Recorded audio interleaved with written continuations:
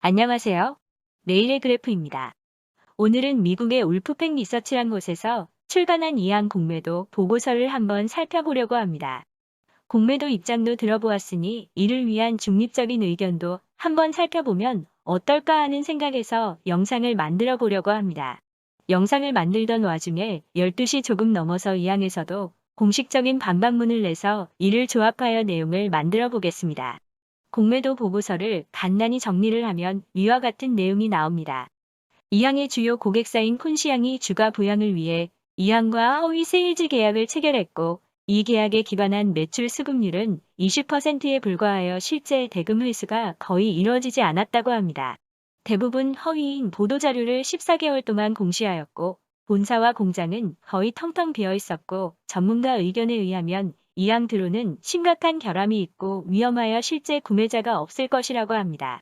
마지막으로 중국 내 자산 및 사업은 95%가 중국 법원에 의해 동결되었기 때문에 미국에 상장된 이항 ADR에 투자하는 투자자들은 모든 투자금을 잃을 수 있다는 내용입니다. 내용만 들으면 바로 팔고 나가야 되는 게 맞을 것 같습니다. 우선 주요 고객사인 쿤시항에 대해서 살펴보겠습니다. 공매도 보고서에 의하면 주소도 허위이고 실체가 없는 사업처럼 묘사를 하고 있습니다. 이 웹페이지에 주소가 3개가 있지만 2개가 허위로 한 곳은 호텔 주소이고 하나는 산업용 단지인데 13층이라고 기재된 주소와는 달리 건물의 11층밖에 없다는 이야기를 하고 있습니다. 마치 아무런 실체가 없는 사업체라는 이미지를 주기에 충분한 이야기로 시작을 합니다. 하지만 위와 같이 적색 박스 안에 있는 주소는 맞는 것으로 보이고 이곳에서 담당자와 이야기했다고 추정을 하는 것이 맞을 것 같습니다. 저 주소가 가장 상단에 있는 주소인데 그 밑에 있는 주소들 찾아봐 놓고 허위라고 하는 부분이 잘 이해는 안 갑니다. 처음부터 제대로 된 주소를 기입하고 있는 것인데 말이죠. 저 주소를 따라가 보니 적색 상장 안에 있는 나름 삐까 번쩍해 보이는 건물로 보입니다. 아무런 실체가 없을 것이라는 내용과 달리 한번 살펴봐야겠다는 생각이 듭니다.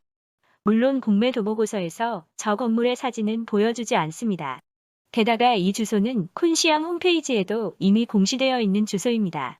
실체가 없는 회사는 아닌 것으로 보이고 적어도 2019년 5월까지는 이항을 대변하여 적극적으로 영업활동은 한 것으로 보입니다. 울프팩에서 담당자도 만났다고 하니 지금도 사업을 영위하고 있는 것으로 보입니다. 어쨌든 울프팩은 우여곡절 끝에 담당자를 만납니다. 그 담당자에 의하면 이항은 굉장히 구모델이고 배터리 기술이 좋지 않아 최대 30분 정도밖에 비행을 하지 못한다고 합니다. 이착륙 20분을 감안하면 실제 이항이 나는 것은 10분밖에 되지 않는다고 합니다. 물론 여기서 왜 이항이 이착륙에 20분이나 필요한지는 잘 이해가 가지 않습니다. 대신 쿤시항의 드론은 4시간이나 날 수 있다는 깨알 같은 홍보도 했다고 합니다.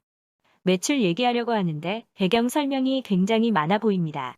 이항의 기술력은 이후에 다시 논의를 해보겠습니다. 그 담당자에 의하면 쿤시항은 이항이 미국 상장을 하기 전에 1,400만 불을 투자했고 그렇기 때문에 쿤시항이 이항의 주가를 뻥튀기 할 유인이 있다고 이야기를 하고 있습니다. 이게 아니고서는 무려 6,800만 불이나 되는 세일즈 계약을 체결할 이유가 없다고 합니다. 실제로 세일즈 계약 부분은 이상하기는 합니다. 2019년 2월에 체결된 계약서에서는 드론 3대를 약 4.5억 위안에 파는 계약을 체결했는데 이는 한 대당 2,300만 불 규모입니다. 드론 한 대당 250억 원을 내야 합니다. 드론 세대면 총 7천만 불입니다. 그리고 바로 2019년 6월에 체결된 계약서에서는 대당 23만 불 정도 가격입니다. 앞 숫자는 뒷 숫자의 정확히 100배 차이인데 개인적인 생각으로는 담당자 실수로 인한 오기일 수도 있지 않을까 생각을 합니다. 물론 이런 공시자료에서 실수는 있어서는 안 되는 일이겠죠. 4.5억 위안은 약 7천만 불에 해당하는 금액입니다. 실제로 저렇게 할 계획이었다면 저 무시무시한 매출이 어딘가에 찍혀야 하지 않았을까 싶습니다. 하지만 2019년 실제 손익계산서에 찍힌 매출이 1,750만 불에 불과하다는 점도 꼭 기억은 해야겠습니다.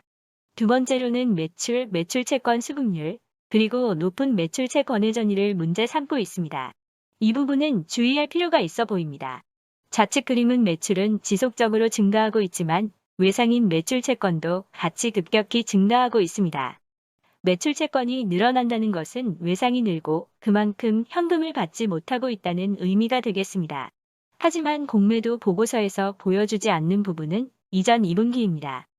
그전에는 오히려 매출 채권액이 뚜렷한 감소세를 보이고 있었습니다. 물론 주의는 해야 하는 것이 맞지만 최근 2분기에서 급격하게 매출 채권이 증가한 부분도 이항의 입장도 한번 들어보는 것이 맞지 않을까 싶습니다. 세 번째로 울프팩은 이항의 과다한 홍보도 지적을 합니다. 상장 후 14개월 동안 보도자료를 발표한 것은 너무 심하다는 이야기도 합니다. 저는 오히려 이 부분은 지속적인 업데이트를 해서 나쁘지 않게 보기도 했습니다. 스타트업으로서 자신을 더 알리는 부분까지 지적을 한다면 스타트업은 어떻게 성장을 해야 하는 것일까요? 이 부분은 관점에 따라 다를 수 있겠습니다. 인가 사항에 대해서도 지나치게 부풀린다는 지적을 하고 있습니다. 하지만 어떤 경우는 영어를 보면 지나치게 설명을 많이 하고 있고 중국어는 지나치게 간략하게 설명을 하는 경우도 보입니다. 영어권 투자자에 대해서는 충분히 배려를 하고 있는 것 같습니다.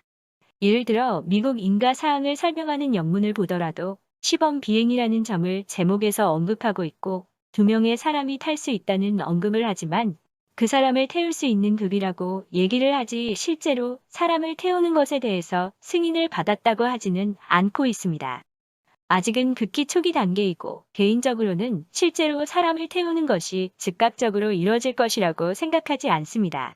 처음에는 택배나 소화용으로 진행이 되다가 관광용으로 전환이 되면서 실제 사람을 태우는 것이 점진적으로 이루어지지 않을까 생각합니다. 울프팩은 여기서 한 발 더 나아가 전문가인 마크 무어 박사를 초빙하여 이항에 대한 의견을 물어보기도 합니다. 엄청난 프로필을 가지고 있습니다.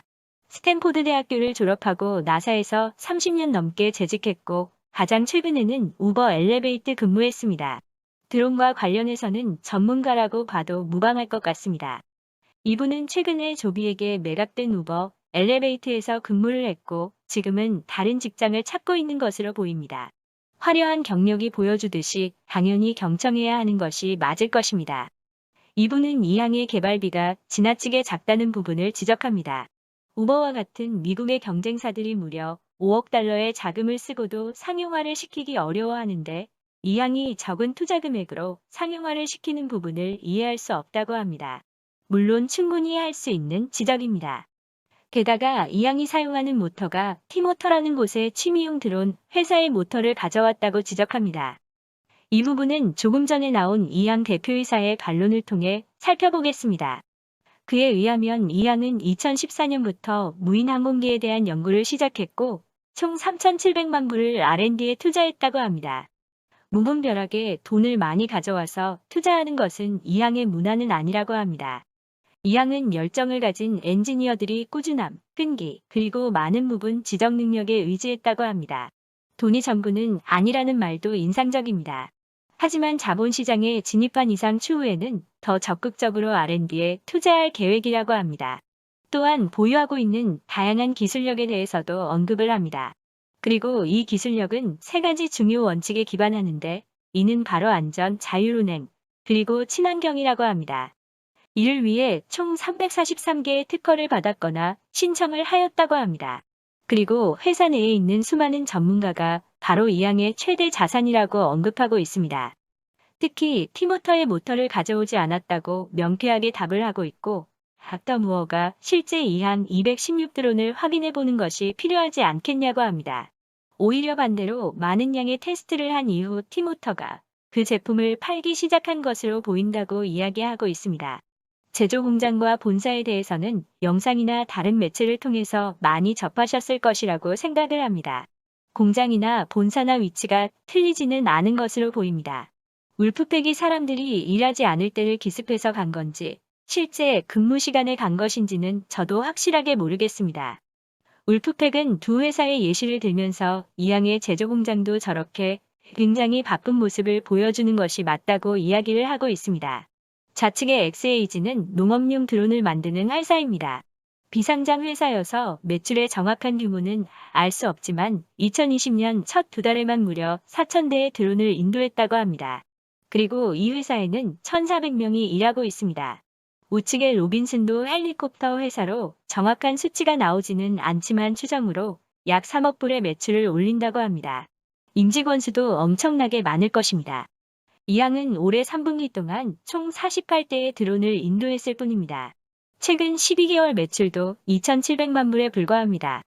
인력수는 약 250명에서 300명 사이 정도로 알려져 있습니다. 동일한 잣대를 들이밀기에는 아직 이항이 갈이 다소 멀어 보이고 저 비교는 아직은 적절하지 못하다는 생각이 듭니다. 하지만 이항의 꿈은 굉장히 크다고 생각합니다. 이항이 이번에는 보도자료에 의하면 울프팩이 제조공장 전체를 보지는 않은 것으로 보이고 연간 600대의 드론을 생산할 수 있게 될 융프의 공장도 아직은 공정 진행 중이라고 합니다. 많은 분들이 우려를 표한 자산 동결 사항에 대해서도 언급을 합니다. 대표이사에 의하면 미국 증시 상장 전 주주들 간의 소송보다는 중재 절차가 진행 중이라고 합니다. 이 부분은 이항의 사업에 유의미한 영향을 끼치지는 않을 것이라고 반박을 합니다. 울프팩의 공매도 성과도 한번 살펴보겠습니다. 7월 21일 공매도 의견을 제시했던 마이크로비전은 2.75불에서 1.5불까지 급락하기도 했습니다. 최근 주식 가격은 23불 정도였습니다. 다양한 종목들에 대해서 공매도 의견을 냈지만 성공률은 아직 아주 높지는 않은 것 같습니다. 여기서 간단히 일본에서 보도됐던 시범 비행 영상도 한번 보시겠습니다.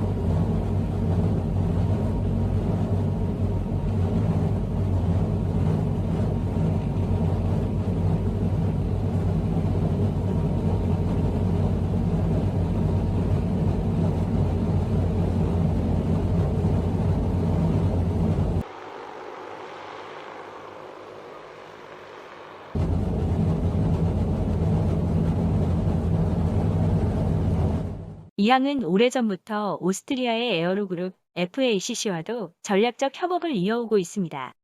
FACC의 대표이사인 로버트 매트링거는 이번 전략적 협업을 FACC 위에서도 매우 큰 발걸음이라고 언급한 바 있습니다. 기술력에 대해서 우려를 하고 있는 부분에 대해서는 오스트리아의 최고급 회사와 협업을 하고 있다는 점이 어느 정도 위안이 될 수 있지 않을까 생각이 듭니다. 물론 영상에서 보셨겠지만 아직 소음도 많이 나오고 갈 길은 멉니다. 제가 이항에 대해서 관심을 가지게 된 계기는 중국 시장에서는 이항이 무인 항공기 업계를 선도하는 드론 회사가 되지 않을까 하는 기대감이었습니다. 이 업계에서는 1위 회사로 보였고 다양한 자료를 통해서도 내용을 확인했습니다. 비교적 낮은 가격에 진입을 했고 무인 항공 드론이 활성화되는 시점까지는 보고 싶다는 게 바람이었습니다. 최근의 주가는 펀더먼털 대비 급등한 상황이었고 어느 정도 하락은 할 것 같다는 생각은 하고 있었지만 오늘은 새벽 5시 50분에 일어나서 가격을 살펴보고 미리 팔았어야 하는 게 아닌가 생각은 했습니다. 하지만 분한 마음은 들지 않았고 조금 기다림이 오래 걸릴 수는 있겠다는 생각은 했습니다. 제가 드리고 싶은 말씀은 처음에 매매를 하실 때 어떤 마음가짐이나 목표를 가지고 매매를 했는지가 중요한 것 같습니다. 그리고 급격히 오를 때나 급격히 빠질 때나 냉정하게 양쪽의 의견을 들어보는 것도 중요하지 않을까 싶습니다. 그 어떤 회사도 순조롭게만 사업을 하지는 않을 것입니다. 니오는 파산 위기를 겪었고 테슬라도 공매도로 고생을 오랫동안 했고 여러 번 살펴본 나녹스도 공매도로 고생을 했습니다. 공매도 공격으로 아마 당분간 이항은 굉장히 변동성이 높아질 것이고 신뢰 회복을 위해 더욱 많은 것을 보여주어야 할 것 같습니다. 아직은 매출 대비 고평가이기도 합니다. 아직 들어온 인도수도 많지 않고 나스닥 상장회사급 정도의 노련미는 보여지지는 않는 것 같습니다. 참고로 중국은 오늘까지 공휴일이었고 아시아 시장 새벽에 공매도 보고서가 나와서 이항이나 투자자분들이나 대응하기 참 어려웠을 것 같습니다. 울프팩이 적절한 시간이 디테일한 보고서로 잘 공격을 한 것 같습니다. 그래도 개인적으로 작지만 강한 회사처럼 보이는 이양이 가는 길은 조금 더 지켜보고 싶다는 생각이 듭니다. 오늘도 들어주셔서 감사합니다.